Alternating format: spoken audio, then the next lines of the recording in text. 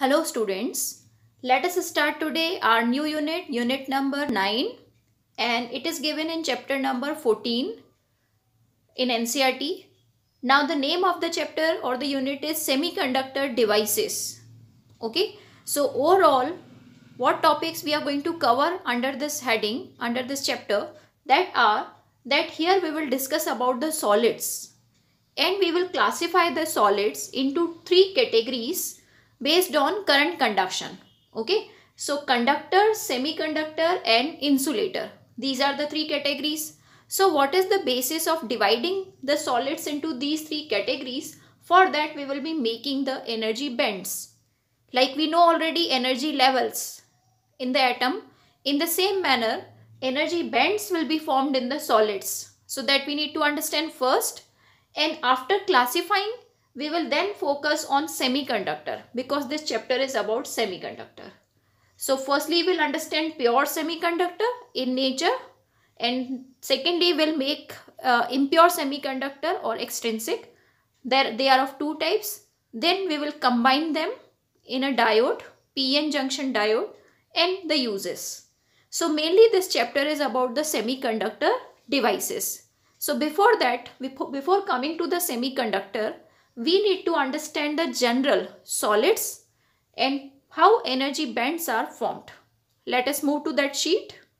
Let's start understanding energy bands in solids. So we are taking the example of silicon. Okay, that how silicon solid is prepared. So for that, first of all we will talk about single atoms of silicon.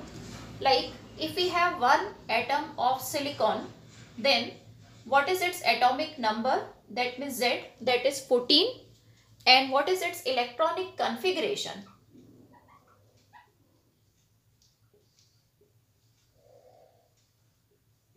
That means 1s2, 2s2, 2p6, 3s2, 3p2. This is the electronic configuration. As you can see, 2 plus 2 plus 6 are 10. Okay, and in the outer level 2 plus 2, 4 electrons are filling 3s and 3p. That means the 3p level, in which 6 electrons can be accommodated, only 2 are present now.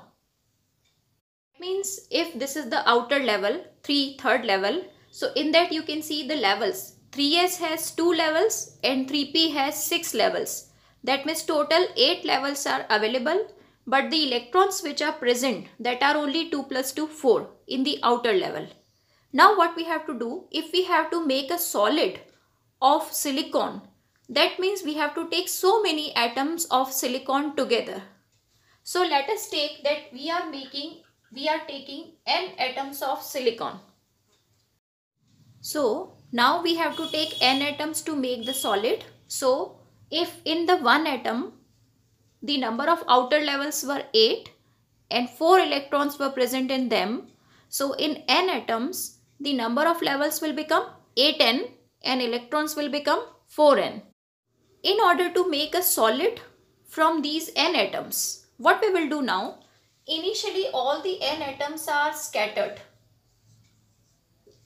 Okay, like this. That means they are very far. All the n atoms of silicon, they are very far. Now in each atom there are the levels. So this is first level, this is second level, and this is third level. And in the third level there are 4 electrons present in each of such atom. Now what we will do, we will, to make the solid, we will bring them closer. Okay, and then we will see the effect on the electrons energy levels. Okay, the outermost energy levels. Understand it with the help of the graph. Detail. Let us understand what will happen if the two atoms are brought closer. So here we have shown one graph, interatomic space. That means one atom of silicon. Okay, 2 atoms of the silicons we have to show. Okay, and these are their energy levels. Level number 1, 2, 3. Now they are brought closer. Okay, so initially suppose they are a little far from each other. That means the interatomic separation is D1. Then we will reduce the gap between the two. That means we'll bring them more closer. then more closer. So what will happen as we decrease the distance between them? So initially all the n atoms, okay, their energies of individual levels will remain same. That means whatever is the energy of 1s level of one atom, same is the energy of 1s level of another atom, same is the energy of 1s level of third atom, of 4 atom, like that. That means all the energy levels, okay, they will have the same energies in all different atoms. So that means we will show all the energies of all n atoms. These are, see, this line denotes the n lines, okay, n lines. That means the 1s level of 1 atom, 1s level of 2 atom, 1s level of 3 atom, 1s level of 4 atom, 5 atom, like that. So because all the atoms have the same 1s energy, so all the lines will coincide at the same energy. Okay, so their energy is here. Then 1s is the lowest energy level, then 2s is little higher energy, 2p higher energy, 3s higher energy, 3p more higher energy. So this way the energy is increasing in this order. 3s and 3p are the higher energy levels. Okay, now when we will bring them closer, okay, suppose we bring them closer, so you can see the outermost levels will be the one which will touch each other on bringing closer. Inner levels will not get affected. So that means when we come to further decreasing distance, so you can see 1s, 2s and 2p levels will remain unaffected. But what will happen? These 3s levels, okay, this outermost level is 3s level or 3p level. So this third level, because it will come in direct contact, okay, two atoms will touch each other. So the outermost levels, their energies will get affected. If earlier the energy was x of 3s level or 3p level, now it can become x minus delta x or x plus delta x. That means if earlier the line was only on x, earlier the energy was x, so now the energy can be x plus delta x or x minus delta x. Okay, that's why what will happen, as soon as we will bring them closer, 3s levels here, all the n lines which are actually coinciding, they will get splitted because their energies are now getting affected. Okay, this way the splitting will take place. Fine. Now if we come to the D3 distance, D3, that means we have brought them further closer. So what will happen? This splitting which is taking place, it will get mixed. Okay, this will get mixed. So all the 3s and 3p levels will get mixed. Now we don't know that which are 3s levels and which are 3p levels. So what is the meaning of this splitting? The meaning is earlier all the n atoms were having same energy, and now on bringing them closer, their energies got affected. Maybe one of the atom has 3s energy equal to x, another atom has 3s energy level energy x minus delta x, another atom has 3s energy equal to x plus delta x. That means we will have some lines above, some lines below 3s. So this is called splitting. And finally this splitting will be so much that all 3s 3p levels will get mixed. After that, now once the splitting has taken place, okay, so now all 3s 3p levels are mixed. And how many are these levels? So we know that we are talking about n atoms. For one atom there are 2n levels, means for one atom 2 levels here, 6 levels here, 2 plus 6 8 levels. But for n atoms these levels are 8n levels. These levels are 8n levels. But we know that how many electrons are available. So electrons available are only 4n. Now the electron filling will start. Electron always try to occupy the lower energy levels first. So out of these 8n levels, the electron will fill the lower 4n energy levels, and upper 4n levels will remain empty. Okay, so this is the group of levels which is filled by electrons, and this is the group of energy levels which is empty. So now we can name it that the lower group of energy levels, we can call it band now.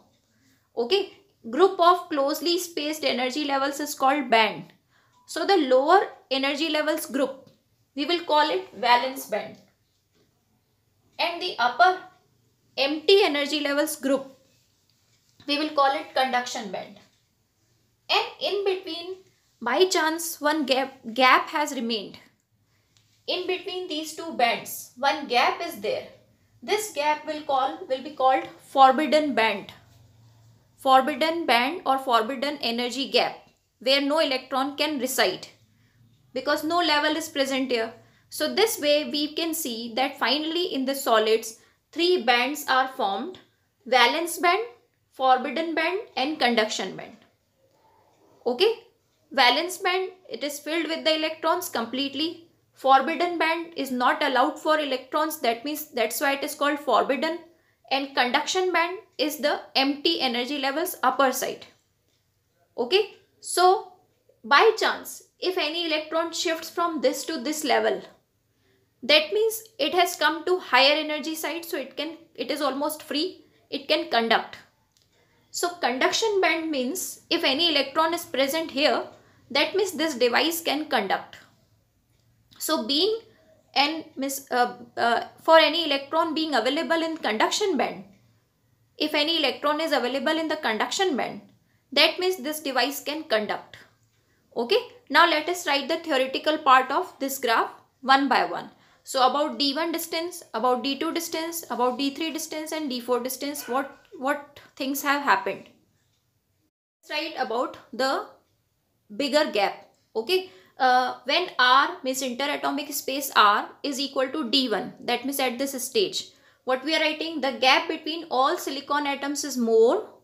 So none of the energy levels are affected. So respective levels of all atoms coincide. So you can see 1s level of all the atoms is coinciding. So these are actually n lines. 2s levels also coinciding, 2p levels also coinciding, 3s, 3p. So all these are also n lines, these are also n lines, like that. Now let us write next. If we bring them little closer, that means at D2 distance. This part, graph will remain as it is. I am writing R equal to D2 portion. So for R equal to D2, that means now the interatomic space we have decreased. Okay, so now silicon atoms have come very close. As you know, this diagram we had shown.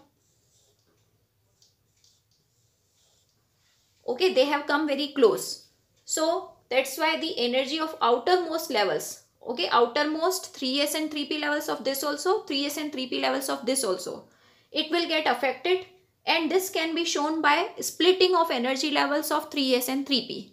As I have told you before, if earlier the energy was x of all the atoms of 3s and 3p, means suppose 3p. So suppose 3p energy was earlier x for all the atoms. So all atoms energy was x. But now for some of the atoms it will become x minus delta x. For some of the atoms it will become x plus delta x. That's why we will just near x line, we will have some lines above x plus delta x and some lines below x minus delta x. That's why this splitting can be shown. Note down.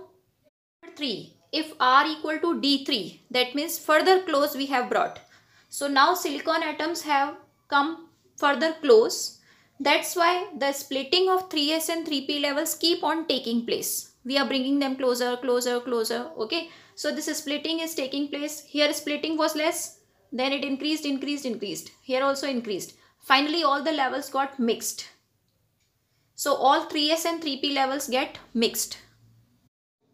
For the last step, when the interatomic space R is very, very small, that means they are very close, R equal to D4.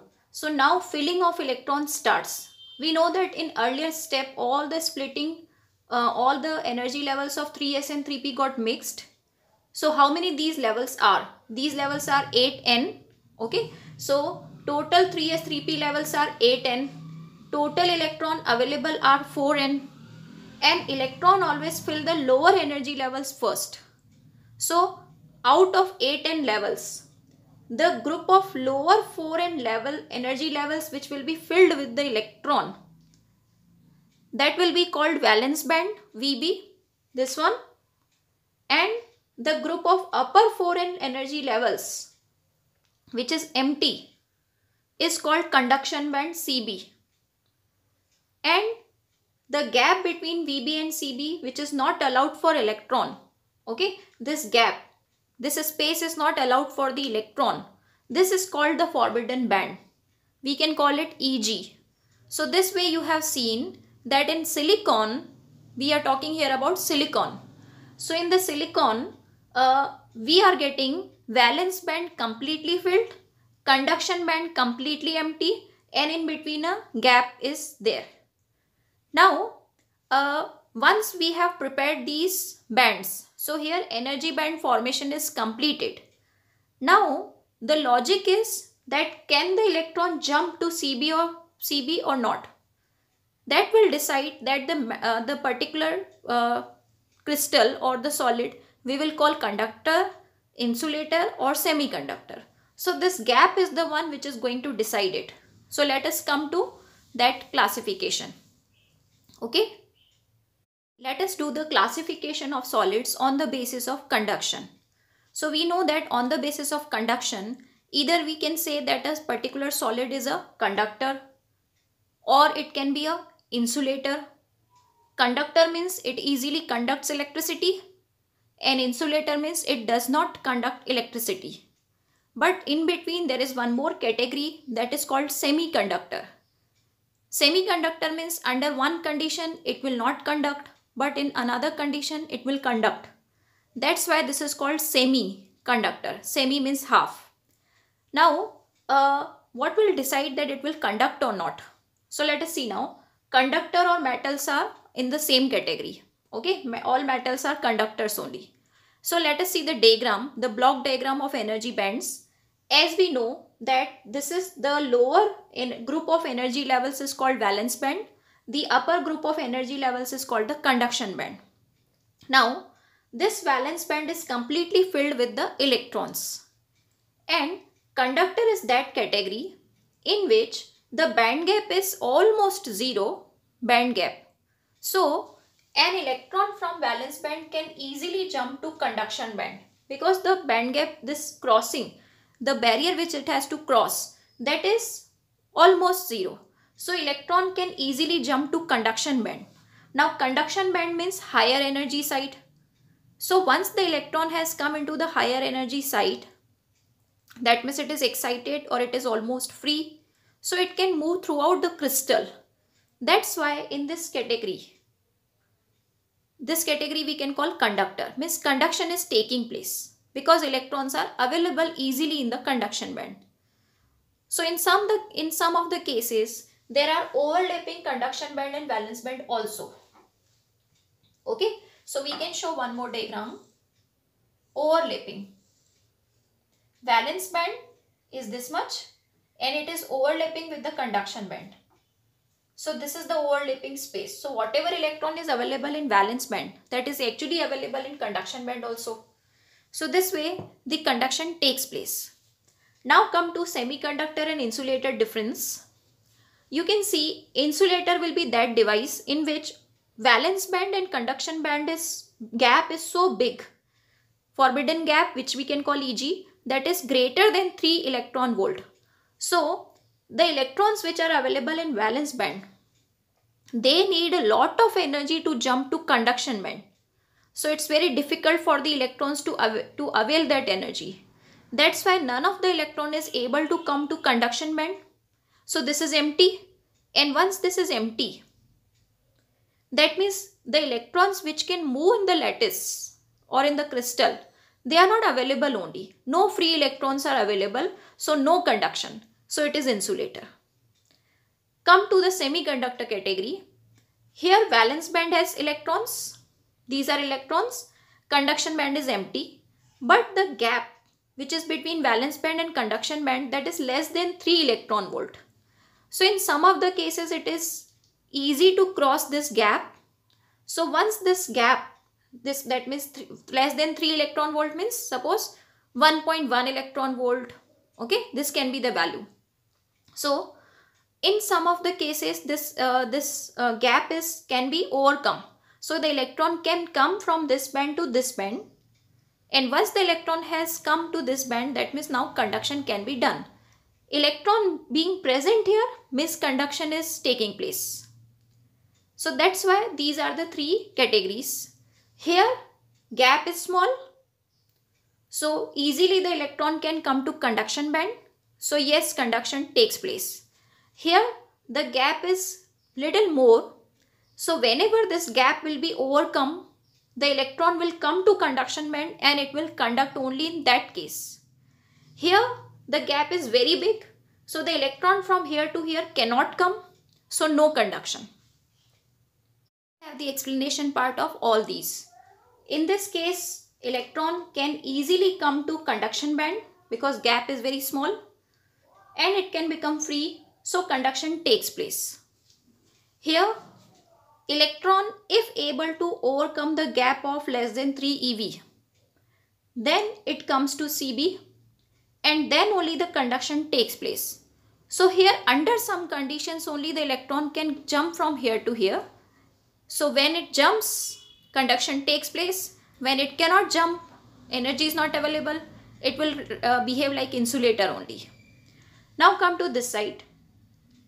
Electron here cannot cross this big gap, so no free electron in conduction band, so no conduction. Okay, so this is the classification. Now further detail we'll understand later.